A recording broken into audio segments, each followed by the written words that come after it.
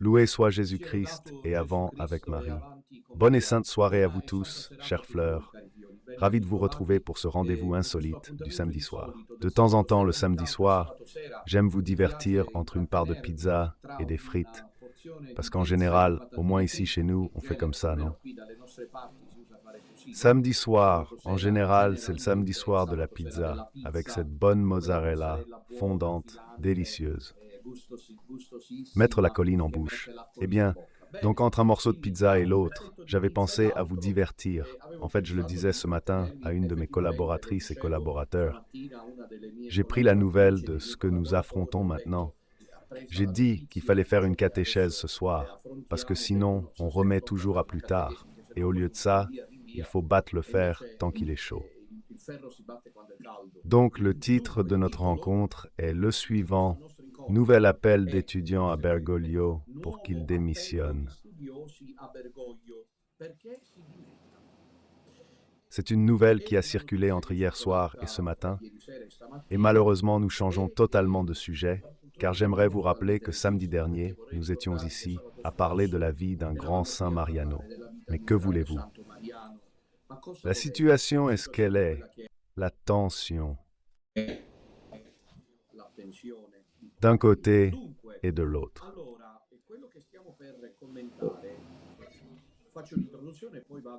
Donc ce que nous allons commenter est symptomatique de la situation de Total, excusez-moi si le mot m'échappe, mais je peux me le permettre, de chaos total qu'il y a au sein de l'Église. Maintenant, les personnes les plus sensibles parmi vous, appelez ça. Appelez-la confusion, appelez ça le désarroi. C'est ça, on fait semblant de ne pas s'en rendre compte. Demande si le signal est bon. Régie? La régie n'est plus là, apparemment. Régie?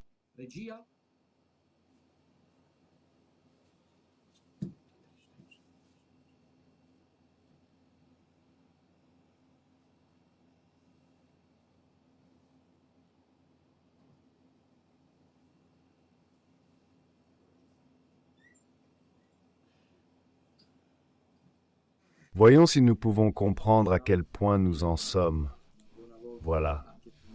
Oui, on me dit que peut-être le signal est bon, mais je vois qu'il y a des ralentissements, donc peut-être que nous pouvons changer le signal. Changeons le signal. On se revoit dans un moment, mes chers. Nous y voilà, de nouveau en direct, en espérant que cette fois le signal que nous avons mis soit plus fort que celui d'avant.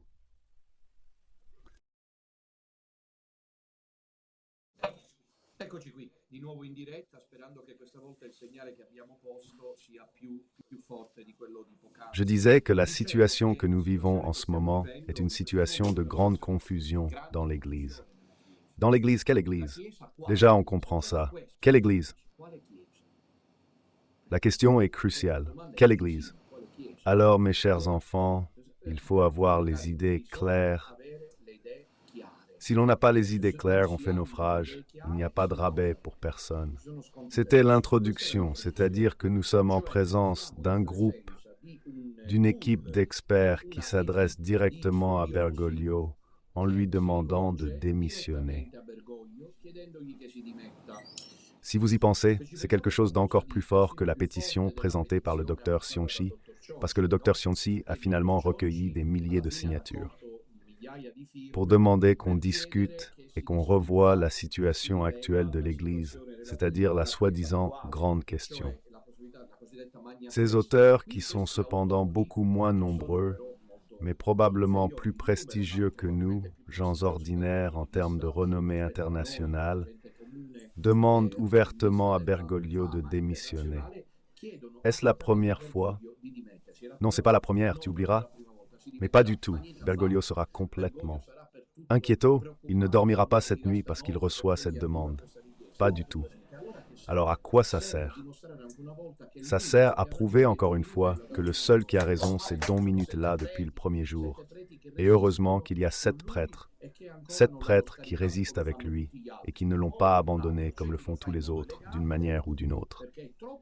Certains le font de manière élégante parce qu'il est trop difficile d'accepter ce que dit Don Minutella, à savoir que de cette réalité, et je le répète ce soir parce que je trouve que c'est devenu l'aspect décisif, il ne faut rien attendre, il y a le diable, compris? Ça m'a beaucoup frappé un commentaire lorsque j'ai annoncé cette catéchèse justement ce soir. Je voudrais le reprendre, je n'ai pas eu le temps de le préparer, je voudrais le reprendre. Un commentaire qui m'a beaucoup fait réfléchir, improviser, rapide, immédiat, sans détour.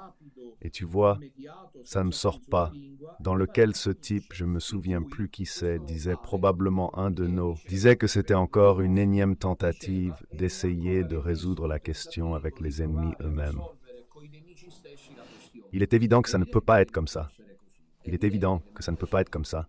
C'est-à-dire qu'on ne peut pas penser à résoudre les choses en faisant ces appels répétés continus.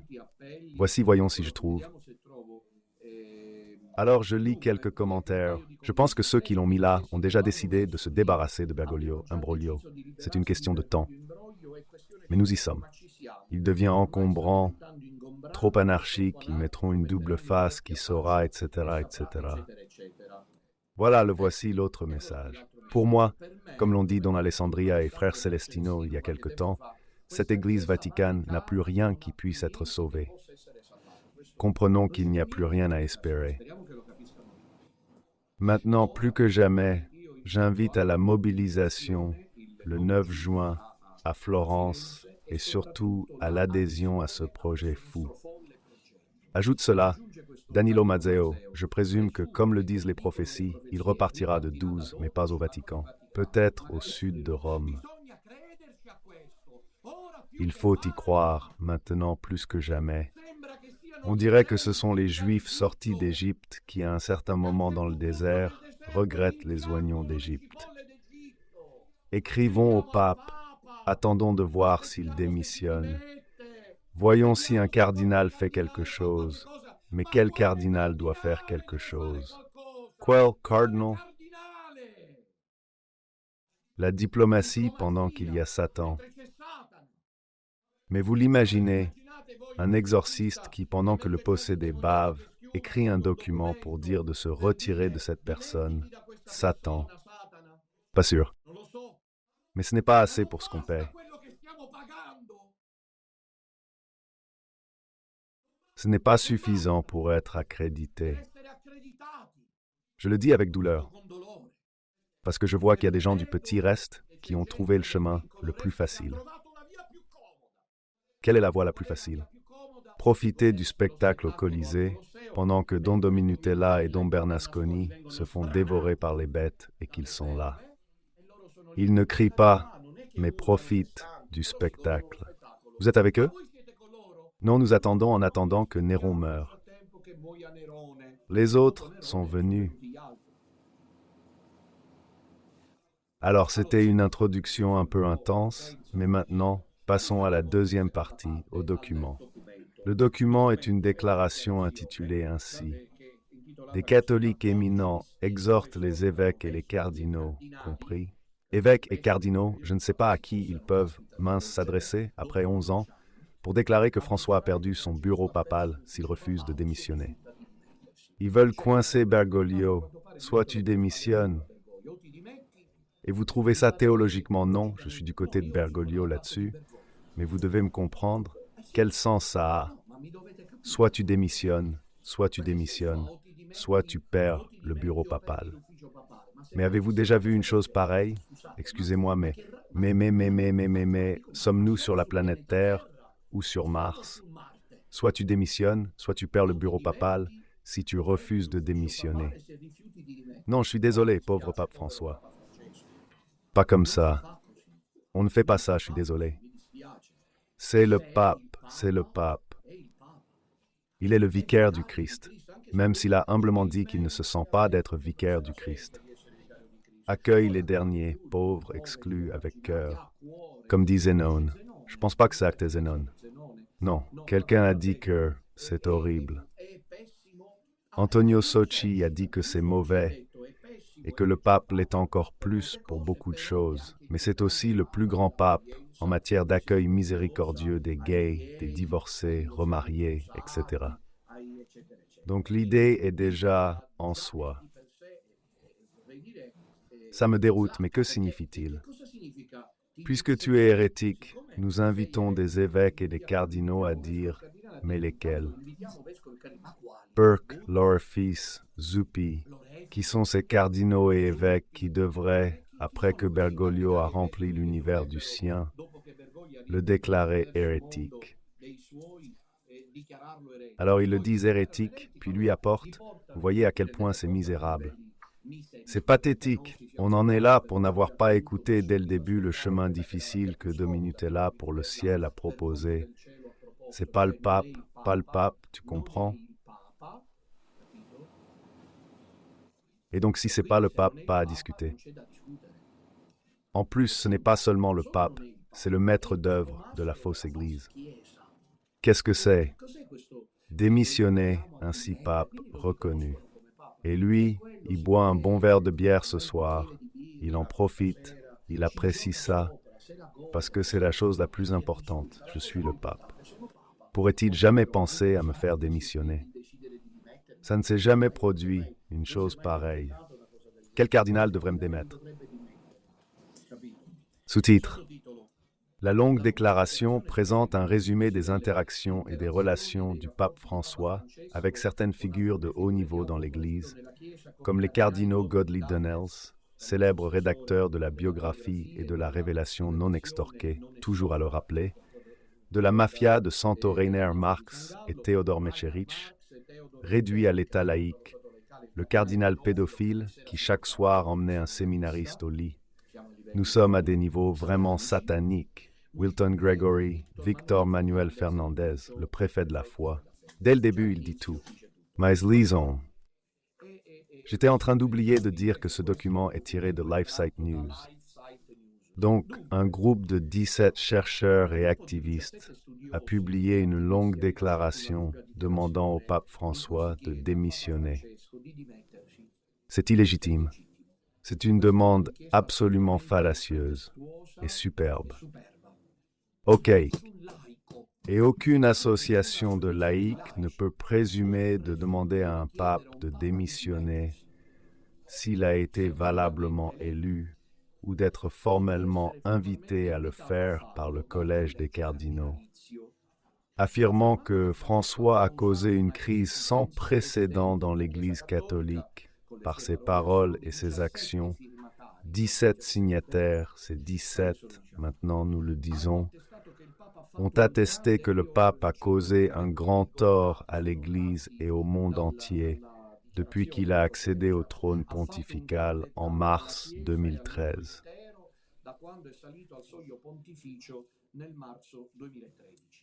Dans une déclaration publiée le 2 mai, aujourd'hui nous sommes le 4, donc avant-hier, les signataires, dont nous donnerons maintenant les noms, ont affirmé que les membres de la hiérarchie de l'Église ont le devoir d'agir pour éviter que François ne cause d'autres dommages.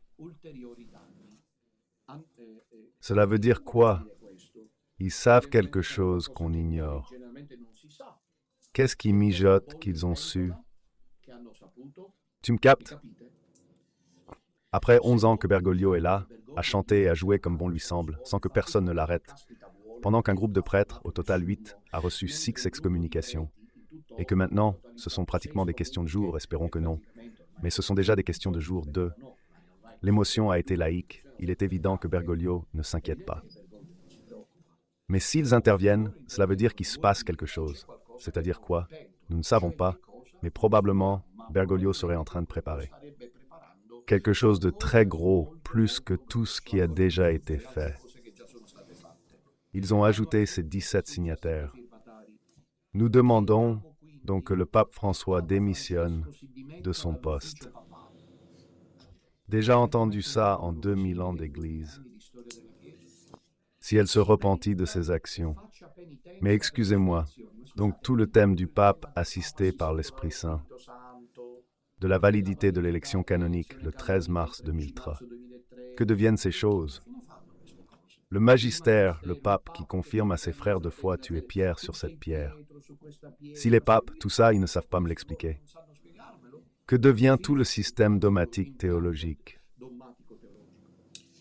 S'il ne le fait pas, alors ils attendent que le pauvre papa François, 17 laïcs lui demandent de démissionner. S'il ne le fait pas, nous demandons que les cardinaux et les évêques de l'Église catholique demandent à papa François de se retirer de son poste de pape.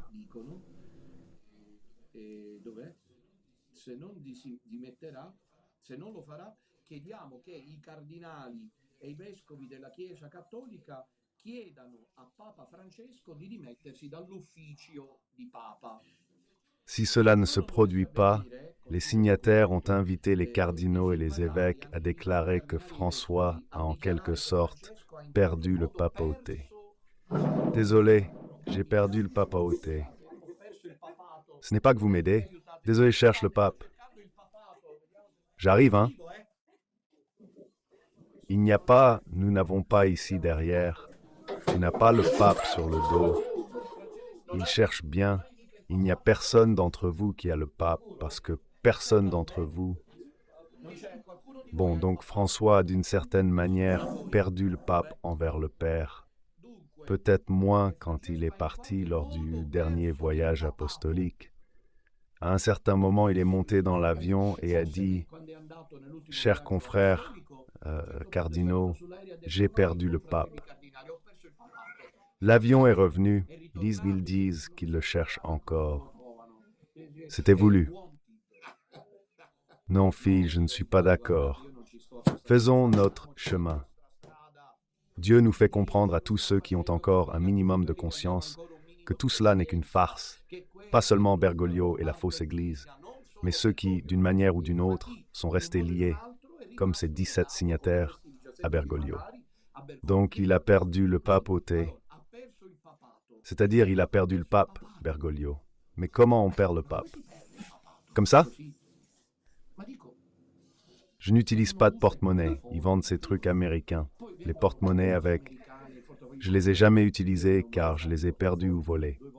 Alors, j'ai dit, mais il y a la chaîne, vous savez ce que c'est. Il a perdu le papauté. Il refuse de démissionner ou de retirer les hérésies qu'il a soutenues.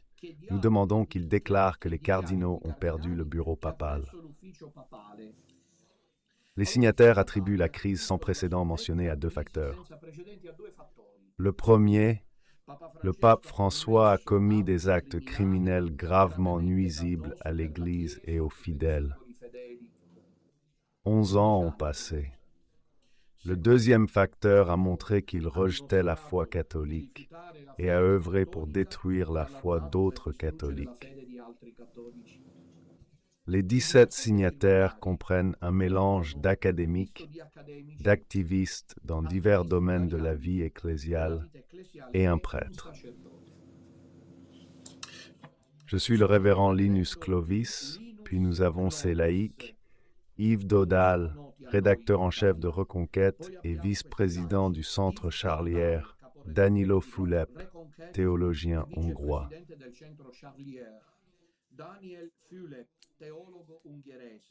Mariano Guarini, éditeur de Chiesa e Post Cionci, c'est un blog italien. Michael Kakusa, gestion stratégique de l'Afrique de l'Est.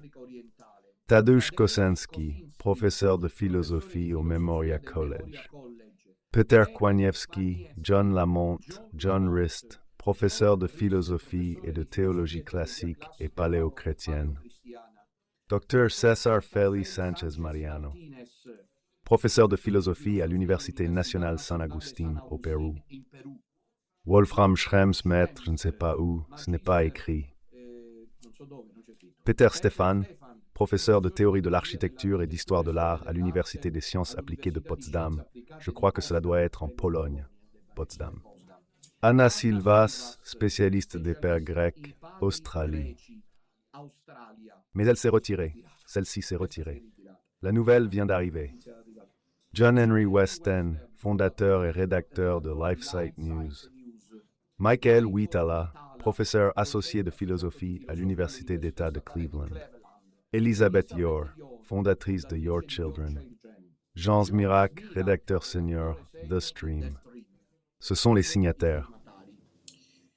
La longue déclaration présente un résumé de ses interactions et de ses relations avec une série de figures de haut profil de l'Église, comme les cardinaux Geoffrey Donnells, Rainer Marx, Theodore McCarrick, Wilton Gregory et Victor Manuel Fernandez.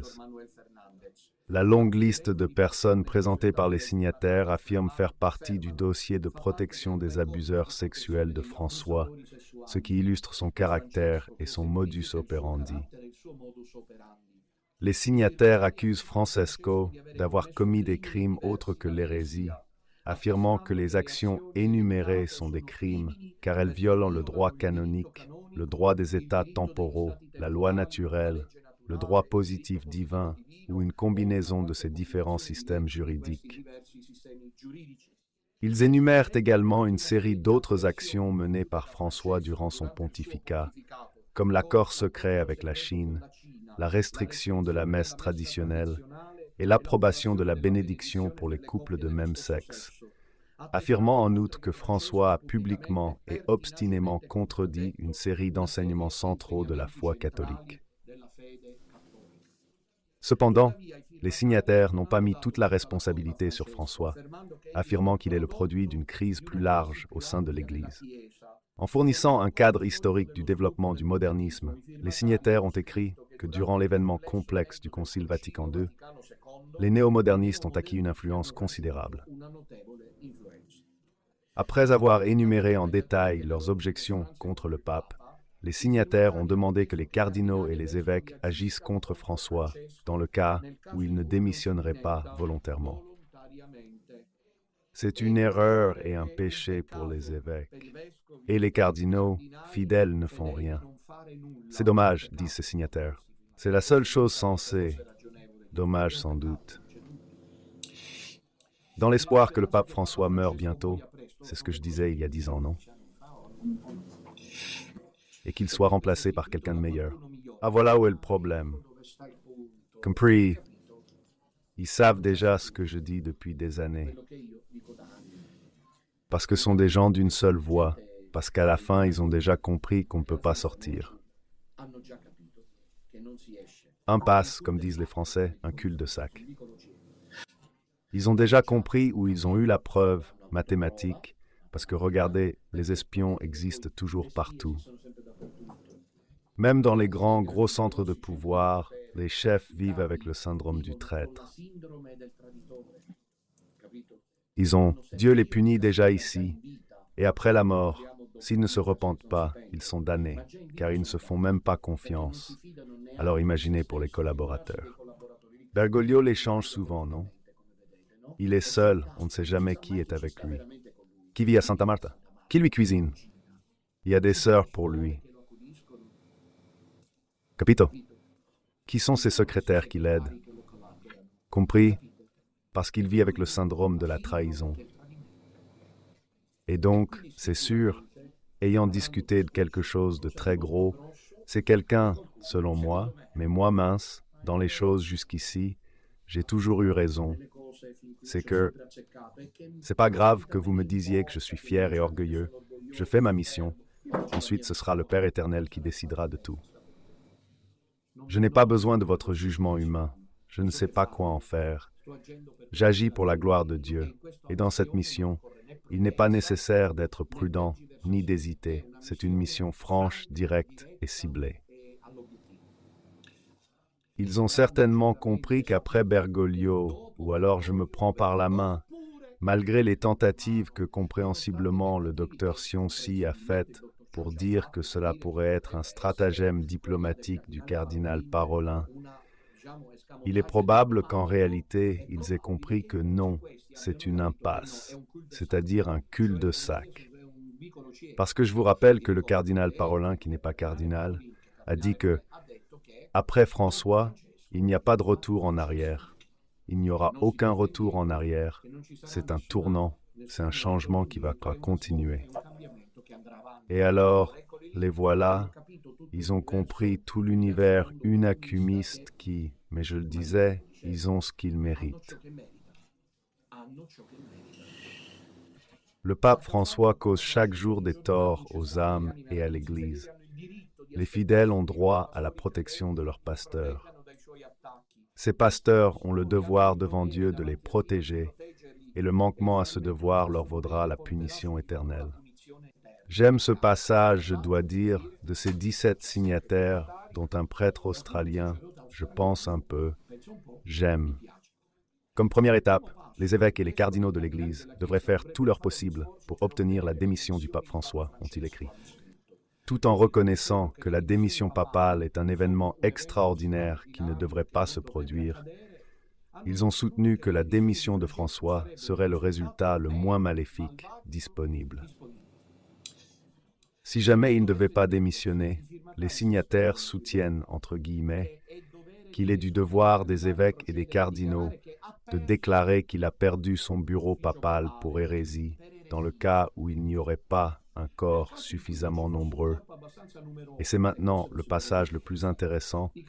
Les cardinaux et évêques, pour effectuer la déclaration, les signataires ont demandé que les prélats forment, intéressant que le mot prélat ressorte, forment un groupe pour avertir publiquement les fidèles de ses crimes et de ses hérésies.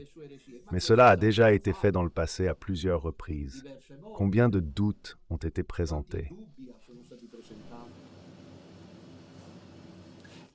Vous vous souvenez qu'il y a eu ces appels au pape François avec le professeur de Mattei, signataire en Italie, et d'autres personnalités de premier plan à l'échelle mondiale sur les apories du magistère du pape François. Qu'a-t-il fait? Un groupe de prélats pour avertir publiquement les fidèles, donc plus Bergoglio, les fidèles, de ses crimes et de ses hérésies. Dommage qu'ils ne sachent pas que nous sommes là, parce qu'un des boycotts qui a réussi aux maçons en Italie est d'empêcher que nous, Don Minutella, les confrères du Sodalité, sachent que quand je dis Don Minutella, ils l'acceptent parce qu'ils reconnaissent qu'il y a cette avancée. Mais maintenant, je peux dire que j'espérais que ce ne soit pas le cas. Mais je pourrais dire que maintenant, j'ai Don Enrico à mes côtés, parce qu'il est probablement un homme saint, il est décharné, mais ils ne savent pas dans le milieu anglo-saxon que nous sommes là, parce que nous faisons cela. Nous ne sommes pas des prélats. Certains sont dénudés, comme frère Celestino sur la tête, mais prélats non, mais dénudés oui, qui crient la vérité. Avertir les fidèles de ne pas croire à ces affirmations et de ne pas obéir à ces ordres, à moins qu'il ne soit clair sur des bases indépendantes que de telles affirmations et ordres doivent être respectés. Maintenant, passons au document. Il est signé le 2 mai 2024, intentionnellement pour la fête de Saint Athanas d'Alexandrie. Depuis 2013, je lis les mots et réactions du pape François ont causé une crise inédite dans l'Église et de graves dommages mondiaux. Les membres de la hiérarchie de l'Église ont le devoir d'agir pour éviter que François ne cause d'autres dommages. Je répète, ici, ils doivent savoir. Nous demandons donc que le pape François démissionne de son bureau papal, se repente et fasse pénitence pour ses actions. Si elle ne le fait pas, nous demandons que les cardinaux et les évêques de l'Église catholique demandent à Papa François de démissionner de son poste de pape. S'il refuse de démissionner ou de rétracter l'hérésie, nous demandons qu'il déclare qu'il a perdu son poste papal. Nous du Soldalisio sommes en train de connaître, vraiment comme la Madonna le dit, un bon succès concernant le grand prélat, sans notre référence au grand prélat. Mais pour vous dire, la Madonna dit qu'elle arrivera, mais son arrivée sera extrêmement entravée. Nous du Soldalisio ressentons une immense douleur. Et ça, au moins moi, mais je pense aussi à eux, ces choses. Nous les disons depuis des années. Ils nous ignorent, ils nous boycottent. Nous faisons ce que ces signataires demandent. Pourquoi nous ignorent-ils? Pourquoi font-ils semblant que nous ne sommes pas là? En définitive, nous sommes toujours huis clairs.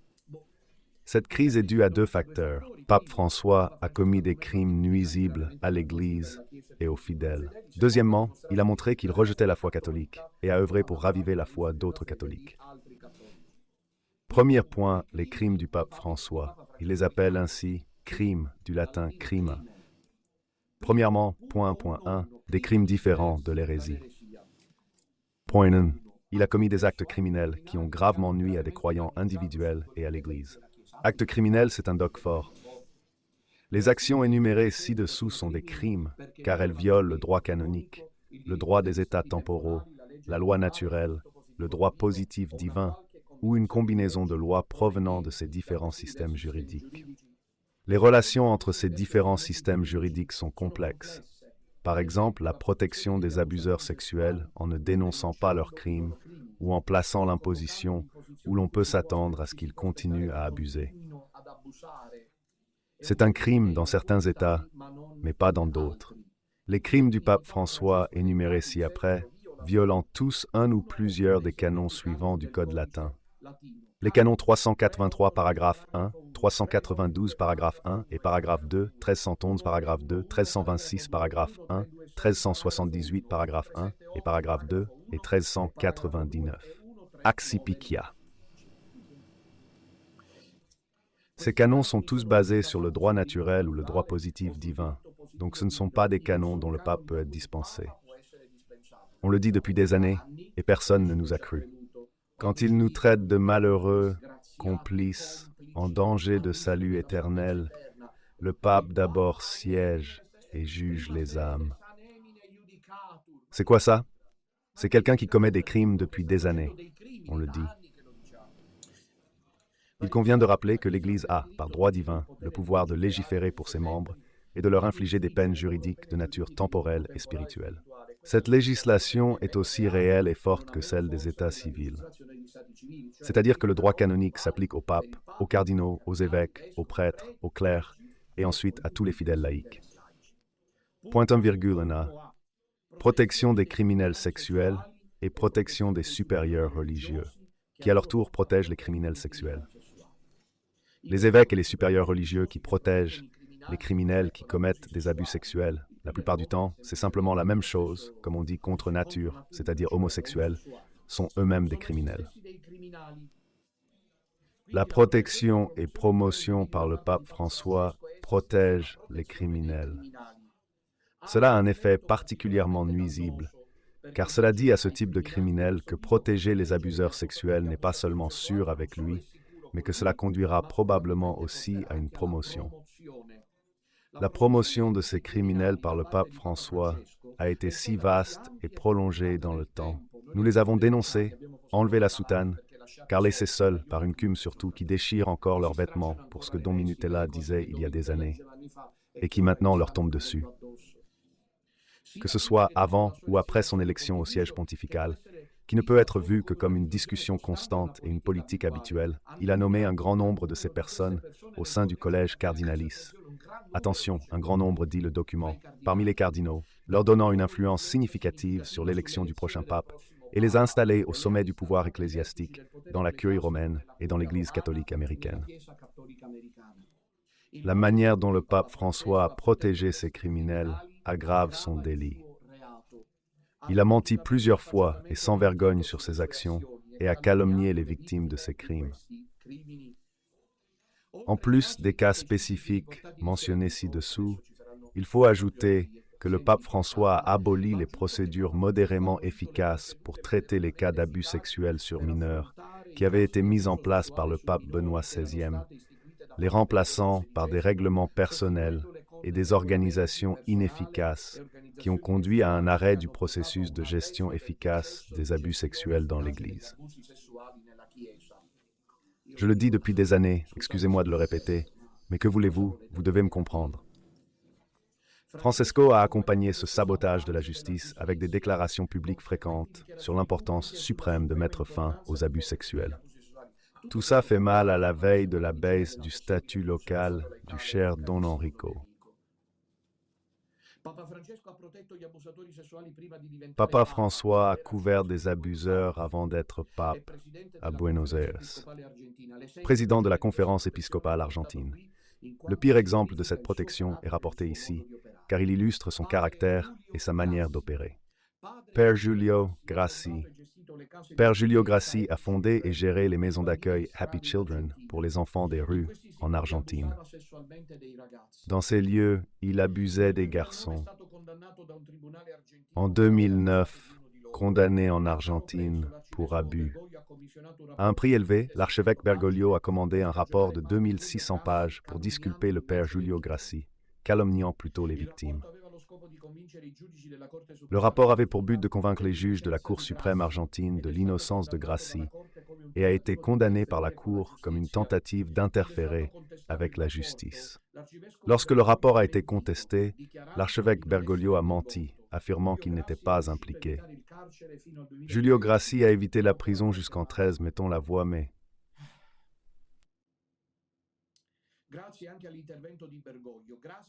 Merci aussi à l'intervention de Bergoglio. Grassi a témoigné avoir le soutien personnel de Bergoglio. Après son élection en 2013, le pape François a protégé et promu des abuseurs sexuels et des évêques qui ont couvert ces abus. Voici quelques exemples flagrants. Cardinal Godfried Daniels. Le cardinal Godfried Daniels, archevêque, a défendu le livre de catéchisme Roach, utilisé en Belgique sous son autorité, qui promouvait la pédophilie et a refusé de le modifier ou de l'enlever. Il a agi pour protéger l'évêque pédophile Roger Vangelue, après qu'il a été révélé que Vangelue avait abusé sexuellement de son propre neveu à partir du moment où le neveu avait 5 ans. Quand le neveu est adulte, qui sait s'il ferme? Ils vont sûrement nous enfermer. Les maçons disent déjà « Oh là là, ça le rend connu à 2000 personnes un samedi soir ». Je sais ce qui va sortir parce qu'enfin ils arrivent. Les choses qu'on a abordées, nous, simples prêtres, avons traité la question, moi dogmatique, mais ces nouvelles devaient être données tout de suite. 11 ans ont passé. Mais que voulais-tu? Il abusait de l'enfant à 5 ans, celui-là, le neveu. Le cardinal Danels était aux côtés du pape François, sur le balcon de Saint-Pierre. Quand le pape a fait sa première apparition, on se demandait pourquoi. Don Minutella l'a dit depuis longtemps, il soutenait Bergoglio avec la mafia de Saint-Gall, sinon il n'avait pas de raison d'être sur la loggia de Saint-Pierre. Papa François l'a nommé collaborateur personnel aux 2 synodes sur la famille. À sa mort en 2019, il l'a loué comme pasteur zélé, dévoué à l'Église. Cardinale Joseph de Chiesa. En 2014, le cardinal de Kessel, alors évêque de Bruges, a nommé le père Tom Flamez comme curé après qu'il ait été condamné pour abus sexuels. Il a retiré Don Anton Stragier du ministère seulement en 2015, bien que les crimes de Stragier étaient connus de l'évêché depuis 2014. Le pape François a choisi l'évêque de Kessel comme archevêque de Malines-Bruxelles en novembre 2005, le siège le plus prestigieux. Je demande confirmation. Je crois que c'est le siège le plus prestigieux de Belgique-Bruxelles, parce que souvent, comme en France, il y a Paris, mais Lyon est plus important, et il l'a nommé cardinal en novembre 2016. Le cardinal Reinhard Marx, je crois que c'est celui de Munich. Le cardinal Marx admit avoir étouffé de nombreux cas d'abus sexuels lorsqu'il était évêque de Trèves et a offert sa démission au pape François en 2011, invoquant comme raison cet étouffement. Le pape François a refusé sa démission. Cardinal Cormac Murphy O'Connor, c'est le cas le plus retentissant. En 2008, une femme a déclaré aux autorités ecclésiastiques anglaises qu'O'Connor l'avait abusée sexuellement lorsqu'elle avait entre 13 et 14 ans. La femme avait déjà signalé avoir subi des abus de la part d'un autre prêtre anglais, le père Michael Hill, qui a ensuite été condamné pour ce crime par un tribunal britannique. Je me demande, mais comment un prêtre peut-il sauter sur une femme non consentante? Mais c'est vraiment le diable. Mais comment un prêtre ou un évêque peut-il sauter sur une femme et la violer?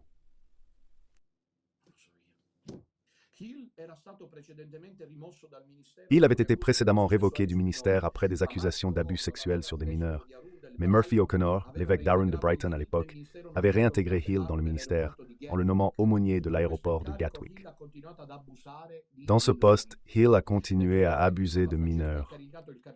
En 2013, le pape François a chargé le cardinal Gérard Ludwig Müller de classer l'enquête sur Murphy O'Connor pour abus sexuels.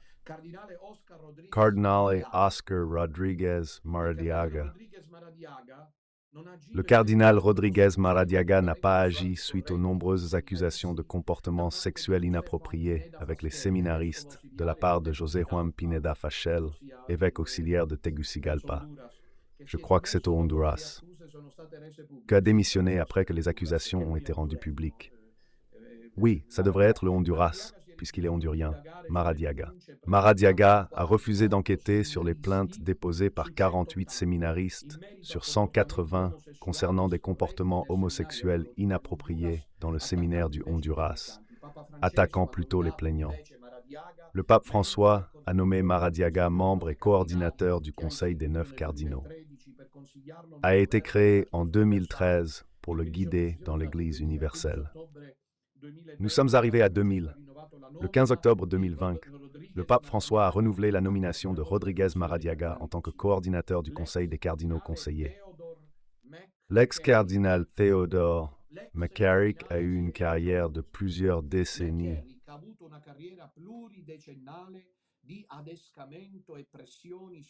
Les accusations d'aguichage et de pression sur les séminaristes pour qu'ils entretiennent des relations homosexuelles avec lui. Papa François a été personnellement informé de ce comportement en 2013 et on lui a dit que le pape Benoît avait imposé des restrictions à son égard. McCarrick avait fait de fréquents voyages en Argentine pour rendre visite aux séminaristes lorsque le pape François était archevêque de Buenos Aires. Papa, moi j'ai été 2 fois longtemps, je n'ai pas pu, je ne peux pas faire ce que je ne dois pas faire, mais ça commence à se voir. Quand je vous ai dit, regardez, je suis allé en Argentine, je vous l'ai dit combien de fois, et je sais des choses que vous, humains, et maintenant, elles commencent à se révéler. Papa François a libéré McCarrick des restrictions sur ses activités imposées par Benoît XVI et à la suite des dénonciations de ses crimes, qui sait si ce n'est pas le sacrifice de Don Enrico. Frère Celestino, de Père Djebar, de Père Johannes, de Père Robert, de Don Pavel compris.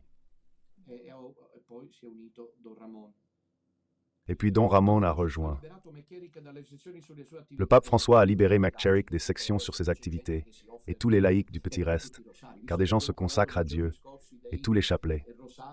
On a parlé des chapelets pour 10 ans, pour libérer l'Autriche qui sait que nous, qui ne prions plus depuis des années, alors peut-être le Père éternel. Il a été démis du ministère en 2018, après que sa prédation sur les séminaristes ait été rapportée par les médias.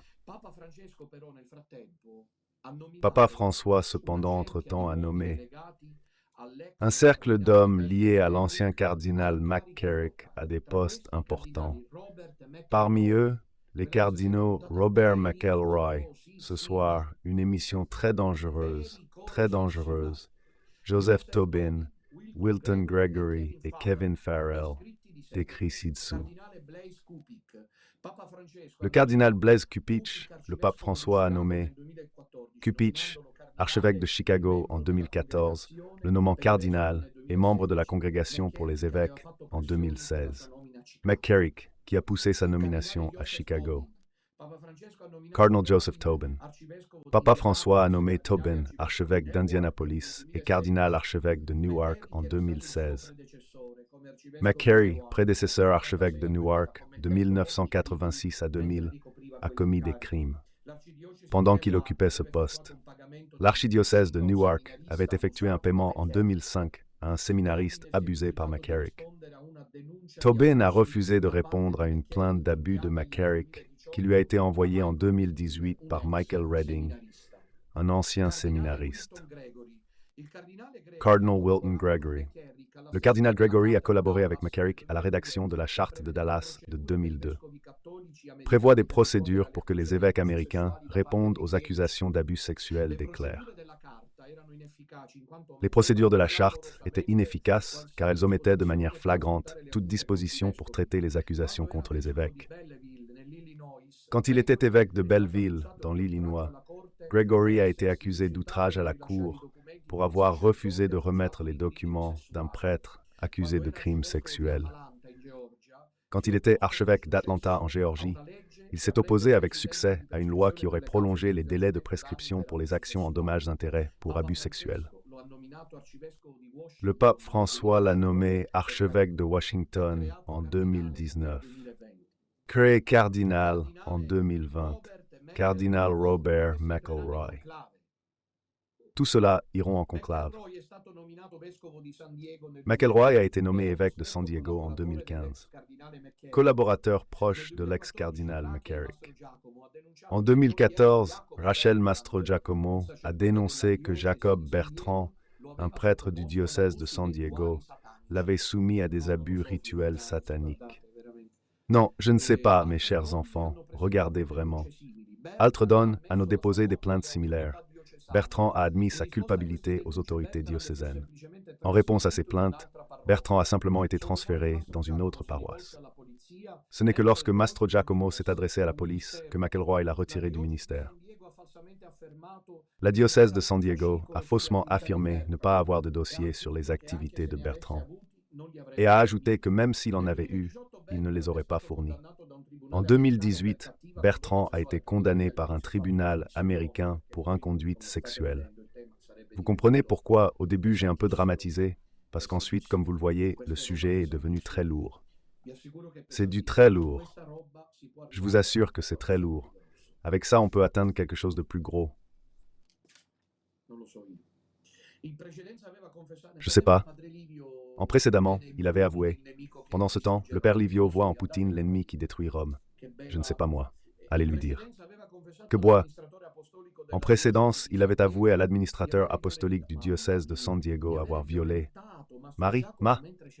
violé Mastro Giacomo pendant qu'il célébrait la messe avec des rituels pervers.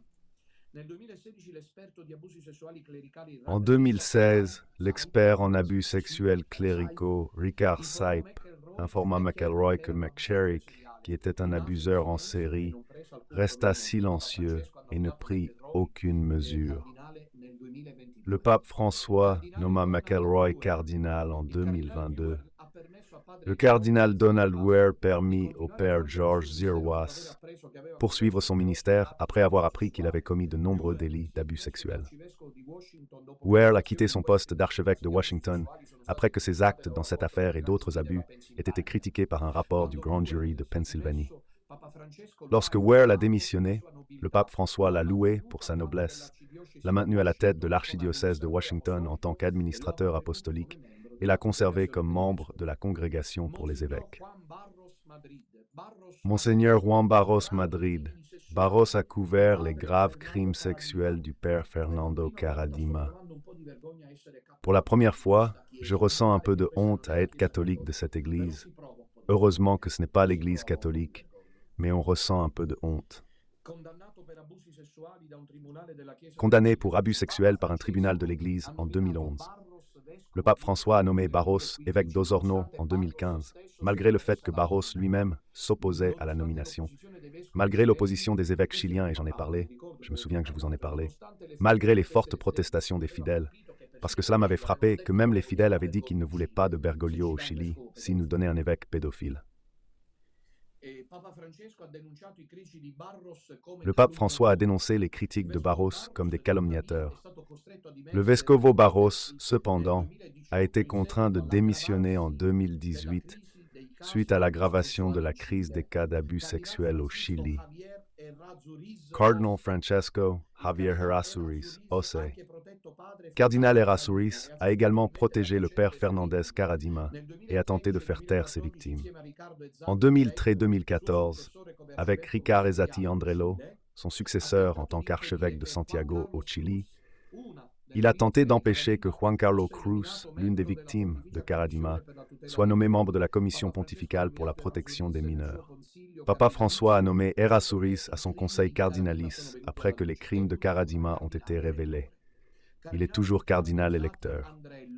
Le cardinal Riccardo Esati, Andrello Esati, a protégé à la fois Karadima et le père Oscar Munoz, condamnés pour des abus sexuels répétés et des viols d'enfants.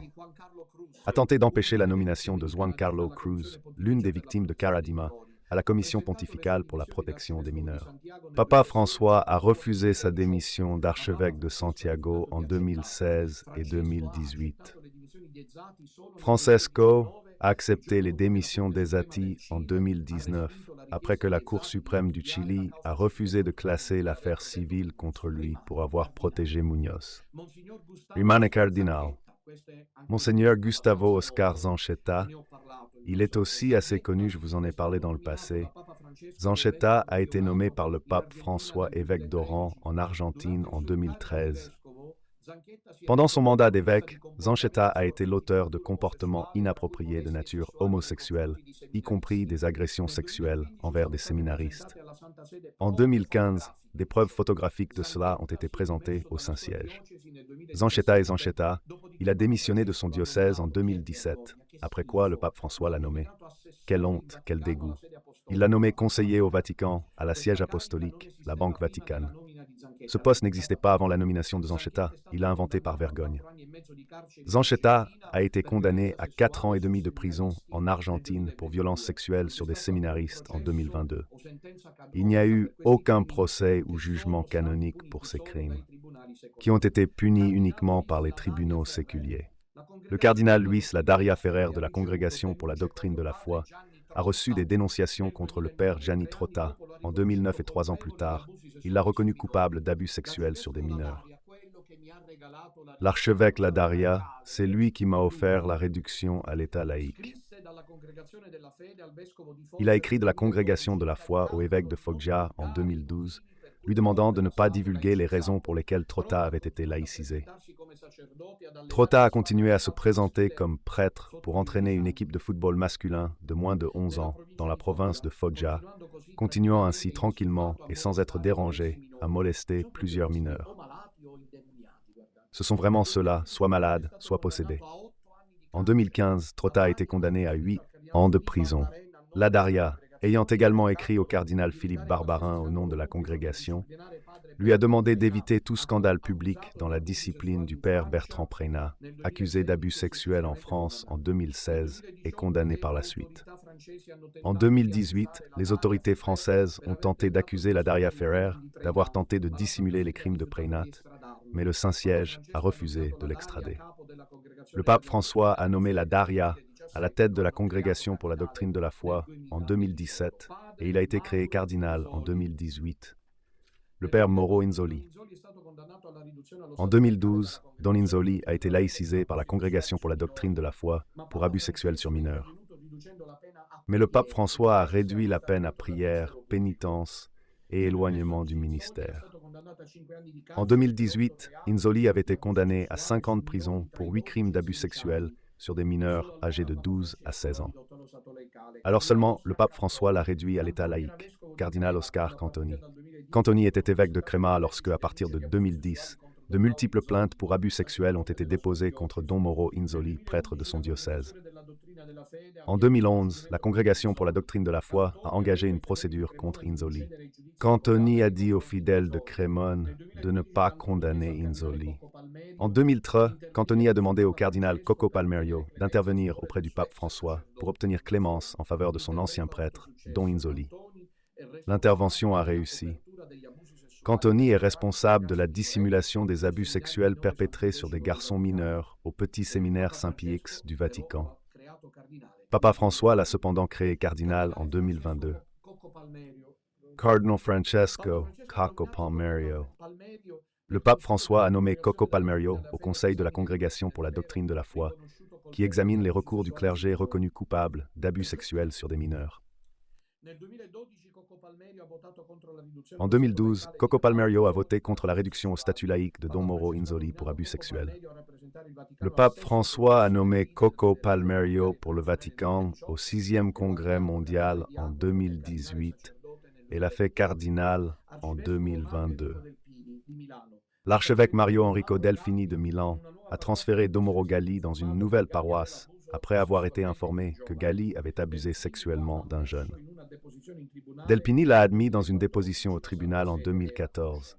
Le Saint-Siège en était informé.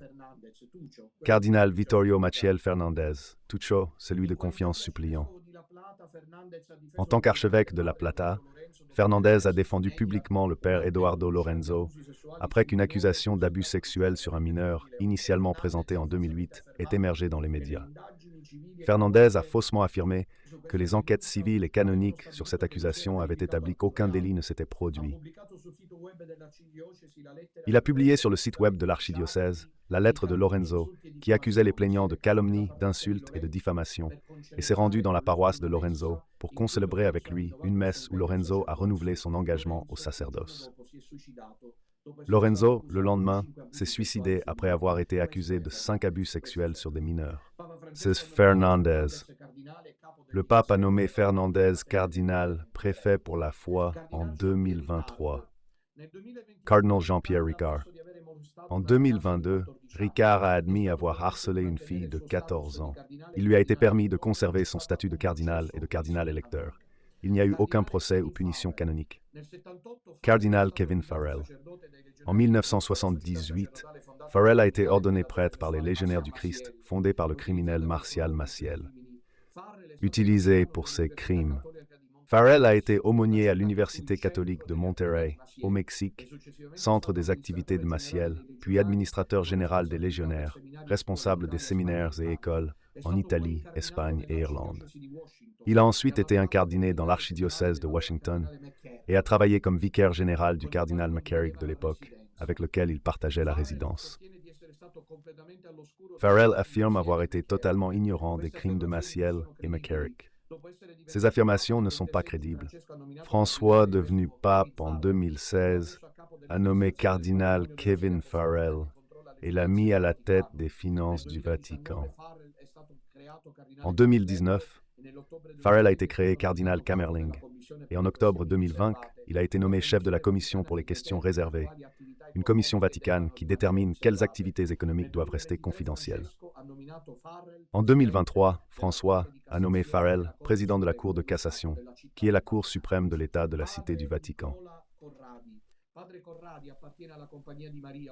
Padre Corradi est de la Compagnie de Marie, une communauté religieuse italienne qui gère des écoles pour sourds.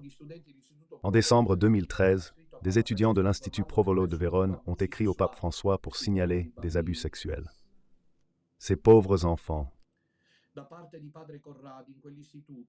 Dans cet institut, de la part du père Corradi, sourd-muet, et que Corradi travaille encore avec des enfants sourds-muets en Argentine. Ils ont envoyé un message vidéo au pape François le 9 mai 2014.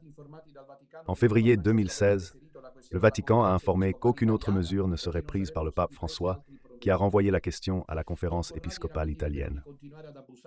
Donc Corradi pouvait donc abuser d'enfants à l'Institut Provolo en Argentine. En 2016, le père Corradi a été arrêté avec d'autres responsables et l'Institut a été fermé. En 2019, il a été condamné par un tribunal argentin à 42 ans de prison pour avoir abusé sexuellement d'enfants à l'Institut argentin entre 2004 et 2016. Les détails des abus sont horrifiants. Maintenant, l'histoire du père Marco Rupnik, vous la connaissez tous, inutile de l'approfondir, elle est déjà détaillée. Allons-y maintenant, on me dit qu'Aldo Maria Galli a aussi partagé la déclaration. Passons aux autres aspects.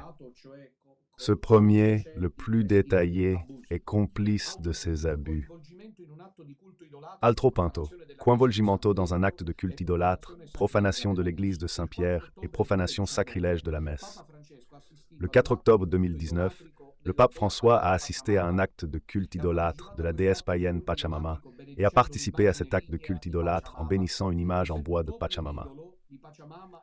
Le 7 octobre, l'idole de Pachamama a été mise devant l'autel principal de Saint-Pierre, puis portée en procession jusqu'à l'aula du synode.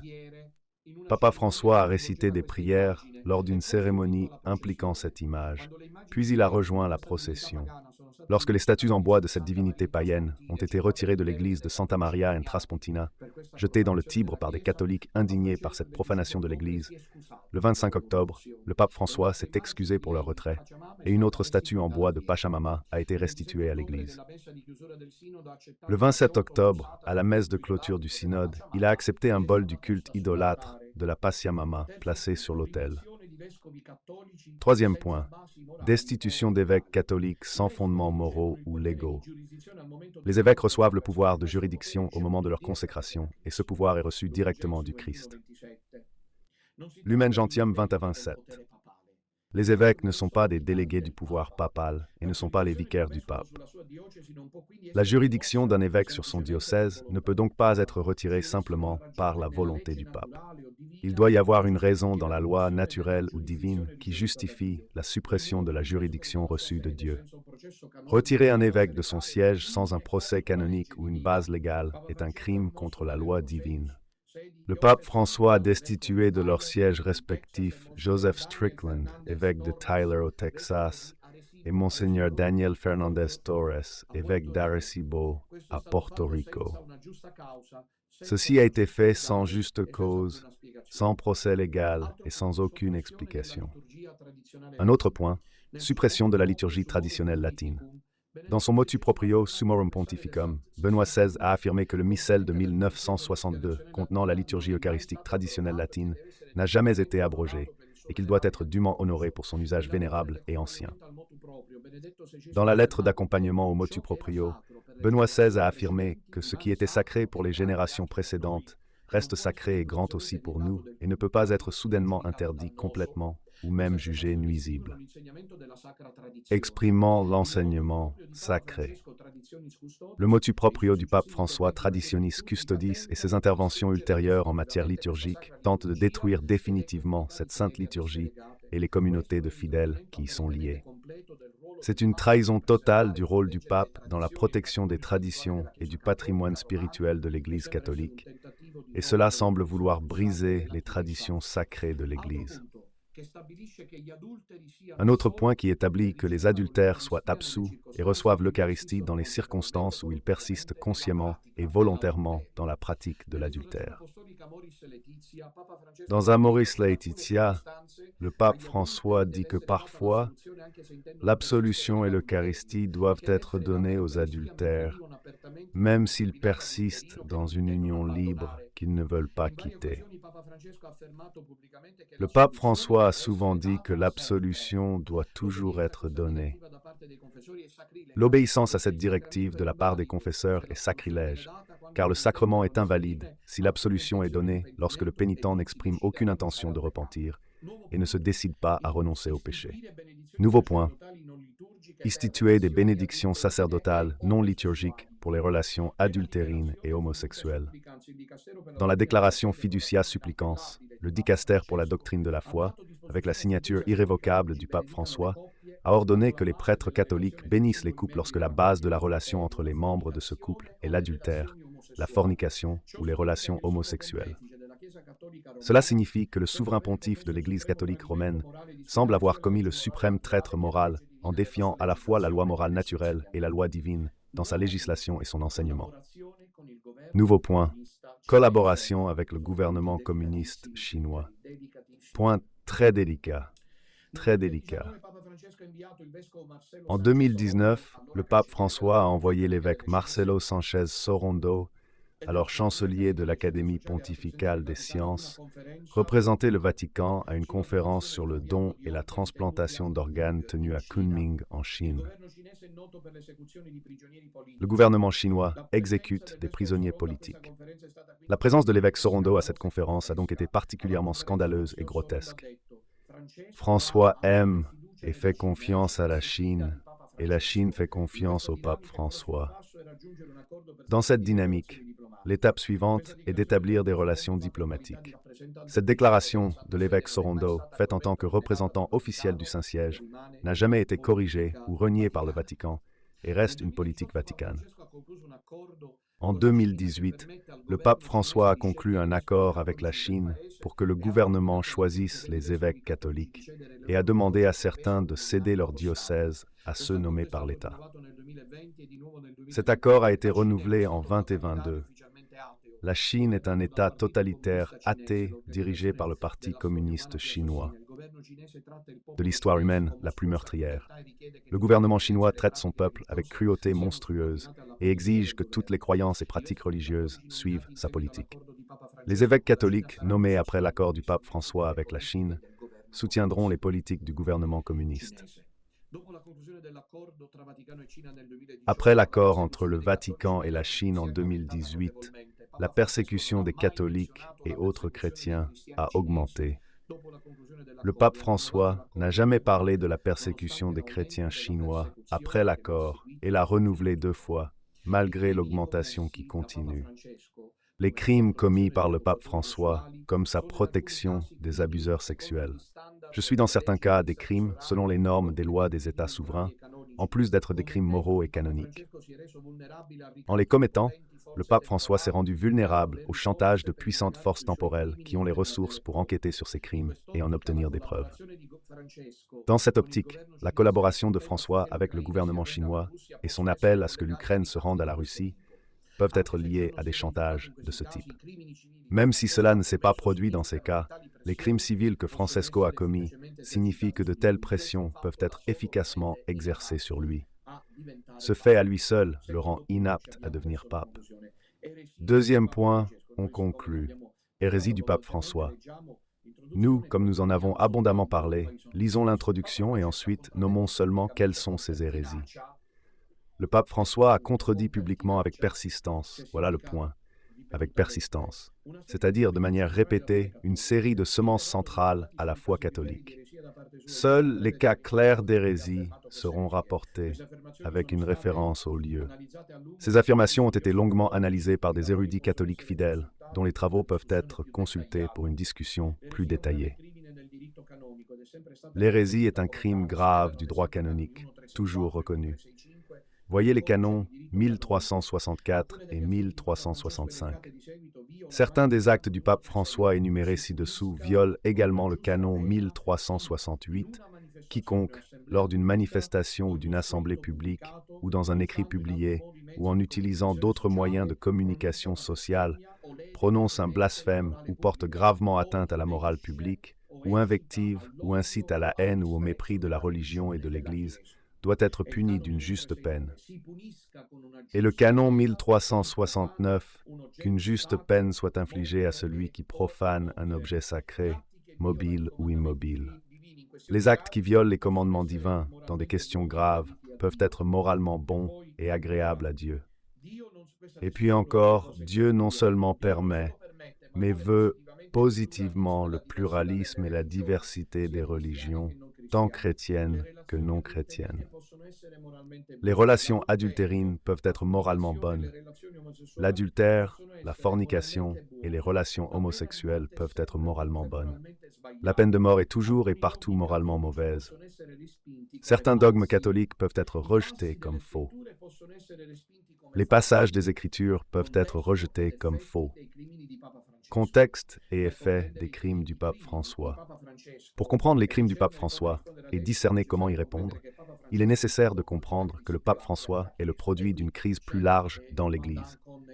Et ici, il y a le pendant avec le cliché habituel selon lequel le pape François ne serait que le résultat de ce que n'ont pas été, d'une certaine manière, les papes présidents. Parce que cela, grâce à Dieu, ici on ne le dit pas, mais le contexte néo-moderniste de l'Église. Et cela a en quelque sorte une part de vérité, il est inutile de le cacher. Allons à la conclusion amère de ce très long document. Document partie finale. Le point final est l'action 4, action à entreprendre en réponse au crime du pape François. Papa François est inapte à sa fonction. Son offense est l'incrédulité, puisqu'il n'accepte plus la foi catholique qu'il doit défendre, l'obligation morale de démissionner. L'incrédulité n'est pas la seule raison pour que le pape François démissionne. L'exercice papal demande de grandes vertus. Le pape François ne les a pas. Pourquoi ne pas se demander? Peut-être pas le pape, pas moyen. Il ne croit pas en la foi catholique, donc il n'a ni la connaissance, ni les grâces pour se repentir, corriger ses maux et remplir ses devoirs. Sans foi, il lui manque aussi toute vertu surnaturelle. À montrer qu'il est dépourvu des vertus naturelles, de la prudence et de la justice. Même s'il se repentait de ses péchés passés, ce que nous espérons vivement, il resterait inapte à la papauté en raison de ses défauts de caractère. L'unique bonne ligne d'action à sa disposition est de rétracter ses hérésies, exprimer du repentir pour le mal qu'il a fait, démissionner du papat et consacrer le reste de sa vie à la prière et à la pénitence. il est peu probable qu'il le fasse. La Chiesa doit donc décider comment agir face à lui. Un devoir que l'Église doit accomplir est de parler des crimes et des hérésies du pape François, de les dénoncer, de mettre en garde les fidèles et de supplier le pape François de les renoncer. Ce devoir revient à tous les membres de l'Église ayant le droit et l'autorité d'enseigner et soutenir la foi. Les théologiens et pasteurs catholiques en sont responsables, mais surtout sur les évêques de l'Église. Chaque évêque de l'Église catholique, en tant que membre du collège épiscopal légitime successeur des apôtres, est obligé par l'institution, ici il y a le Lumen Gentium 23, et par le commandement du Christ d'être attentif à toute l'Église. Et cette sollicitude, même si elle n'est pas exercée par un acte de juridiction, contribue grandement au bien de l'Église universelle. En effet, tous les évêques doivent promouvoir l'unité de la foi et la discipline de l'Église. Ceux responsables de parler ainsi partagent la culpabilité des crimes de François s'ils se taisent. Celui qui se tait semble consentir s'il aurait dû parler et qu'il aurait pu le faire. Qui ne dit mot consent alors qu'il aurait dû parler et pouvait le faire? Les obligations de l'évêque ne se limitent pas à la dénonciation publique des crimes du pape François. Les crimes ont déjà suscité des supplications, protestations et dénonciations publiques. Le pape François persiste, donc il est peu probable que d'autres protestations l'affectent ou le mènent à la perdition. Sa persistance dans l'hérésie est allée assez loin pour qu'il soit raisonnable de le considérer désormais comme un hérétique public. Cela entraîne une situation grave pour l'Église. L'Église catholique a toujours soutenu que les papes peuvent être hérétiques et qu'un pape qui commet le crime public d'hérésie perd par conséquent son bureau papal. Cette conviction repose sur les enseignements des Écritures qui affirment que l'hérétique se sépare de l'Église en commettant le péché d'hérésie. C'est clair qu'un pape qui choisit de quitter l'Église en embrassant l'hérésie ne peut pas rester pape. Les théologiens et les canonistes sont en désaccord sur les détails de la manière dont un pape hérétique perd sa charge. C'est une erreur et un péché pour les évêques et les cardinaux fidèles de ne rien faire, dans l'espoir que le pape François meure bientôt et soit remplacé par quelqu'un de meilleur. Papa Francesco cause chaque jour des dommages incessants aux âmes et à l'Église. Les fidèles ont le droit d'attendre que leurs pasteurs croyants les protègent de ces attaques. Ces pasteurs ont le devoir devant Dieu de les protéger, et l'échec de ce devoir entraînera sur eux la punition éternelle. Les évêques et cardinaux doivent tout faire pour que le pape François démissionne. Église a le devoir de démissionner dans les circonstances actuelles, et sa démission serait la meilleure solution à la catastrophe de son pontificat. Ce fait est vrai malgré le fait que les démissions papales soient un événement extraordinaire qui ne devrait pas se produire, car le pontificat est une fonction sacrée qui ne devrait être libérée que par la mort du pape en fonction. Le cas de Benoît XVI illustre les maux des démissions papales. Mais ce n'était pas valide, voilà ce qu'il faut comprendre. Mais même un pape corrompu qui rejette la foi et ne peut exercer sa fonction est un événement extraordinaire qui ne devrait pas arriver. Puisque cela s'est produit, la démission du pape en question est le moindre mal qui soit. Si le pape François refuse de démissionner, le devoir des évêques et des cardinaux est de déclarer qu'il a perdu sa vie, perdu le bureau papal pour hérésie. Si une telle déclaration est impossible, car peu d'évêques et cardinaux osent parler de l'hérésie de François, les fidèles devraient s'unir pour alerter sur ses crimes et hérésies, déclarer son mandat papal douteux et conseiller de ne pas croire ni obéir à ses ordres, sauf si indépendamment prouvé nécessaire. La démission ou la déchéance du pape François ne résoudra pas les problèmes de l'Église. Quand il sera parti, la corruption cléricale qu'il a produit et favorisée restera. Mais affronter les crimes et les hérésies de François est le premier pas essentiel pour s'attaquer à cette corruption. Ce document historique détaillé que je vous ai présenté ce soir, vous le trouvez en ligne. Conclusion très rapide.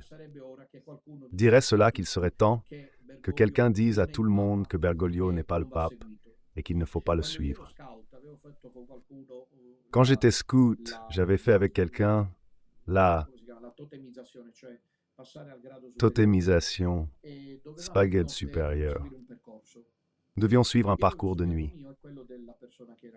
J'avais étudié le mien et celui de la personne qui était avec moi, du garçon qui était avec moi, lequel était un peu effrayé par l'obscurité dense de la forêt. Lui devait suivre un parcours similaire au mien, mais il devait s'enfoncer dans la forêt. Je ne voulais pas qu'il aille dans la forêt. J'ai pensé aller avec sa carte. Étudiant-la attentivement, j'ai dit, « Tu dois avoir un peu de courage et te trouver exactement à ce point-ci que je te montre maintenant. Je ferai le tour, aussi pour toi. Ainsi je te décris ce que tu devras ensuite raconter.